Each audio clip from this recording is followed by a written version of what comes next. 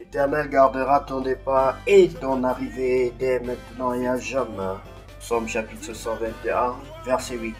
Bonjour bien-aimés, c'est l'heure de la prière et de la repentance en ce mardi 26 août 2025. Prière du matin. Prions ensemble, bien-aimés.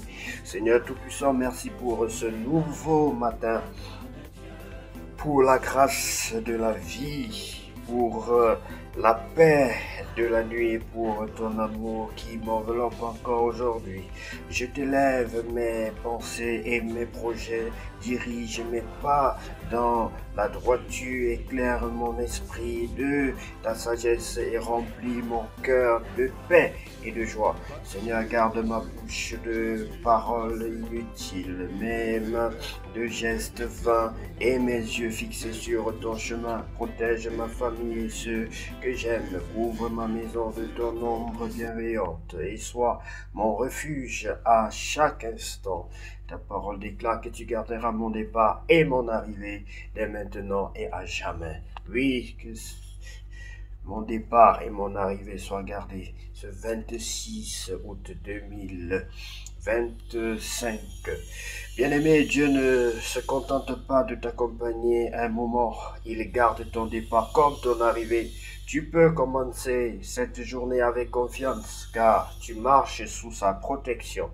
Il est important de déclarer les paroles de foi dans ta vie, bien-aimé. Je déclare que ma journée est bénie et dirigée par la main de Dieu au nom de Jésus-Christ. Je déclare que je marche dans la paix au nom de Jésus-Christ, la joie et la sagesse divine. Je déclare que rien ne pourra m'enlever la grâce que Dieu m'accorde aujourd'hui au nom de Jésus-Christ. Je déclare que je suis un témoin vivant de son amour dans mes paroles et mes actions au nom de Jésus-Christ. Seigneur, fais de ma journée une offrande agréable à toi. Conduis-moi, fortifie-moi et garde mon cœur attaché à ton amour. Au nom puissant de Jésus-Christ de Nazareth, je suis prié. Bien-aimé, sois béni. Si tu veux recevoir le Seigneur Jésus-Christ dans ta vie comme ton sauveur personnel et ton Seigneur, tu es la bienvenue. Bien-aimé, le Seigneur Jésus-Christ a donné sa vie pour toi et moi. Est-ce que tu l'as déjà reçu dans ta vie? Est-ce que tu as accepté le Seigneur Jésus-Christ dans ta vie comme ton sauveur personnel et ton Seigneur? Est-ce que tu sais que Jésus-Christ t'aime et qu'il est toujours prêt à te recevoir, à te pardonner? Est-ce que tu sais qu'il t'aime et qu'il est toujours prêt à t'éclairer, car c'est notre lumière? Il est la lumière du monde, bien-aimé. Jésus-Christ est notre lumière. Il est prêt à t'écouter, prêt à te venir en secours, au secours, prêt à te secourir, bien-aimé. Il est prêt à te porter main forte, bien-aimé. Sans lui, nous ne sommes rien et nous ne pouvons rien faire sans lui. Ce qu'il fait pour nous, bien-aimés, est au-delà de ce que nous pouvons penser ou imaginer. Ce qu'il fait pour nous, personne ne peut le réaliser. Car lui seul revient la gloire, la puissance et l'honneur pour tous les siècles. Amen. Bien-aimé, si tu veux donc recevoir le Seigneur Jésus-Christ dans ta vie comme ton sauveur personnel et ton Seigneur, si tu as le cœur disposé, tu peux répéter cette prière après moi. Seigneur Jésus-Christ, je reconnais que je suis un pécheur. Seigneur Jésus-Christ, je reconnais que je suis un pécheur. Je t'invite dans ma vie, je te demande pardon pour tous mes péchés. Je te demande pardon pour tous mes péchés, les péchés que j'ai commis avec mon cœur. J'ai été hypocrite. J'ai gardé les gens dans mon cœur. J'ai condamné les gens dans mon cœur. J'ai médité le mal contre mon prochain. Pardonne-moi, Seigneur. Lave mon cœur par le sang de l'agneau. Régénère mon cœur. Lave l'intérieur de mon cœur. Lave mon cœur par le sang de l'agneau. Régénère mon cœur. Régénère ma vie. Je veux naître de nouveau, Seigneur. Je veux naître de nouveau. Je t'invite dans ma vie. Je t'invite dans ma vie comme mon sauveur personnel et mon Seigneur. Je t'invite dans ma vie comme mon sauveur personnel et mon Seigneur. Sans toi, Seigneur, je ne suis rien et je ne peux rien faire sans toi. Ce que tu fais pour moi est au-delà de ce que nous pouvons penser ou imaginer. Qu'à toi seul, Seigneur, revient la gloire, la puissance et l'honneur. Seigneur, j'ai besoin de ton Esprit Saint. Baptise-moi de ton Esprit Saint. Baptise-moi et remplis-moi de ton Esprit Saint. Je t'en supplie, Père Saint, au nom de Jésus-Christ de Nazareth. Qu'à toi seul revient la gloire, la puissance et l'honneur pour tous les siècles. Amen. Sois béni, bien-aimé. Nous allons continuer ces moments dans la lecture de la parole de Dieu. Je t'encourage pour l'action, pour l'acte que tu viens de poser. C'est un acte de bravoure et que le Seigneur t'accompagne dans cet acte, dans ta décision. Que puisse le Seigneur t'éclairer sur ton chemin de tous les jours. Que puisse le Seigneur être ton guide de tous les jours. Être ton mentor. Être celui qui t'accompagnera sur le chemin de la gloire, de la puissance et de l'honneur. À lui seul revient la gloire. Lisons maintenant la parole de Dieu bien-aimé. La Bible dit que heureux l'homme qui ne marche pas selon le conseil des méchants, qui ne s'arrête point sur la voie des pécheurs et qui ne s'assied point en compagnie des moqueurs, mais qui trouve son plaisir dans la loi de l'Éternel et la médite jour et nuit. Il est comme un arbre planté près d'un courant d'eau qui porte son fruit en son temps, et dans le feuillage de ce fruit point tout ce qu'il fait lui réussit. Il n'en est point ainsi des méchants. Esther chapitre 8. Le livre d'Esther est un livre rempli de sens et de bon sens et de richesse de toutes sortes, bien aimés, des exemples à suivre et des exemples à ne pas suivre. Mardochée élevé en dignité et dit en faveur des Juifs.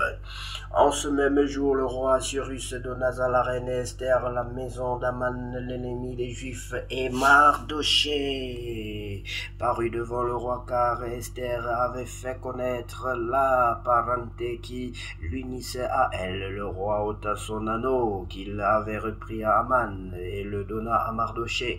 Esther, de son côté, établit Mardochée sur la maison d'Aman. Puis Esther parla de nouveau en présence du roi. Elle se jeta à ses pieds, elle pleura. Elle le supplia d'empêcher les effets de la méchanceté d'Aman l'Agagite et la réussite de ses projets contre les Juifs. Le roi tendit le sceptre d'or à Esther, qui se releva et resta debout devant le roi. Elle dit alors: si le roi le trouve bon, et si j'ai trouvé grâce devant lui, si la chose paraît convenable au roi, et si je suis agréable à ses yeux, qu'on écrive pour révoquer les lettres conçues par Aman, fils d'Amedata l'Agagite, et écrites par lui dans le but de faire périr les Juifs qui sont dans toutes les provinces du roi. Car comment pourrais-je voir le malheur qui atteindrait mon peuple, et comment pourrais-je voir la destruction de ma race?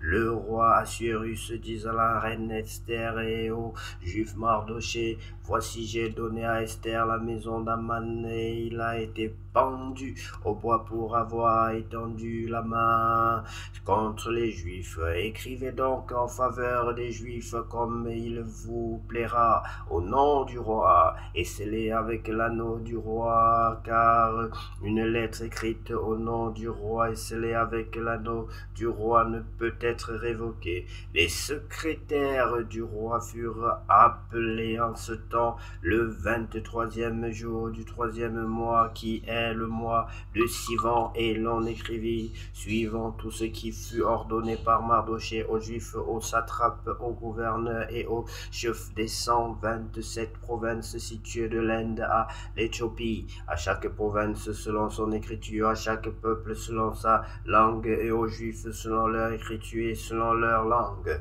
On écrivit au nom du roi Assuérus et l'on scella avec l'anneau du roi.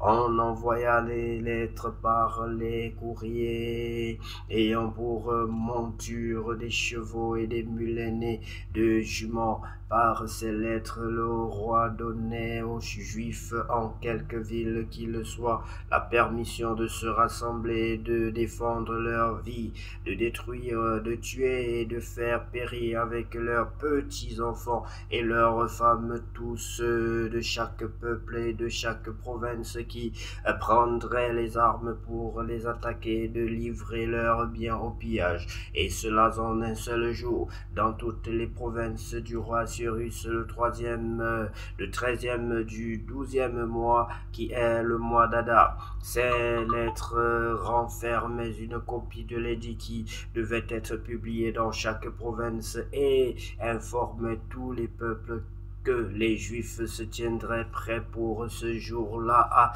se venger de leurs ennemis. Les courriers montés sur des chevaux et des mulets partirent aussitôt et en toute hâte d'après l'ordre du roi. L'édit fut aussi publié dans Suse, la capitale.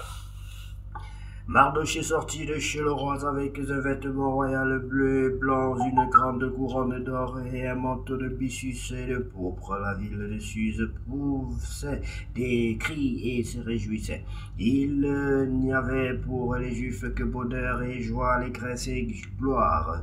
Dans chaque province et dans chaque ville, partout où arrivait l'ordre du roi et son édit, il y eut parmi les Juifs de la joie et de l'allégresse, des festins et des fêtes, et beaucoup de gens dans tous les peuples du pays se firent juifs, car la crainte des Juifs les avait saisis.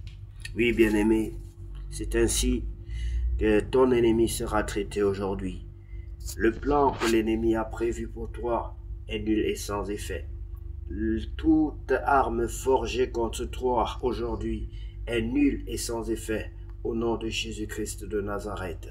Et ce que l'ennemi avait prévu de faire comme mal, c'est lui-même qui va endurer ce mal. C'est lui-même qui payera ce qui endossera le mal ou encore le salaire du mal qu'il a prévu te faire, bien-aimé. La fosse que ton ennemi a creusée, lui-même tombera dans cette fosse. Qu'à notre Dieu revienne la gloire, la puissance et l'honneur. Puisse l'Esprit de Dieu ouvrir, disposer votre cœur et vous permettre de comprendre ces choses spirituelles pour vous donner que l'Esprit de Dieu vous aide et vous aide vraiment à recevoir la révélation de notre grand Dieu d'Israël.